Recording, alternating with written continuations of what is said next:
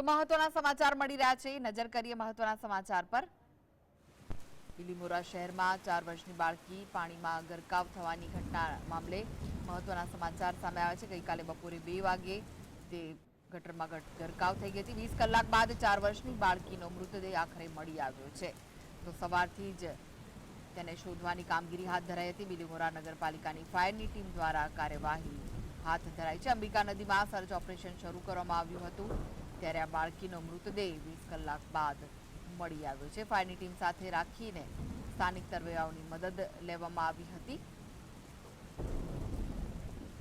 તો આ વિશે જ વધુ માહિતી માટે જોડાઈ ગયા છે સંવાદદાતા હિતેશ। પાણીમાં ગરકાવ થયેલી બાળકીનો મૃતદેહ મળી આવ્યો છે, શું વિગત? વાત કરવામાં આવે તો આ બાળકીનો જે મૃતદેહ છે એ વાડિયા શિફ્ટ યાર્ડ ખાતેથી મળી આવ્યો છે।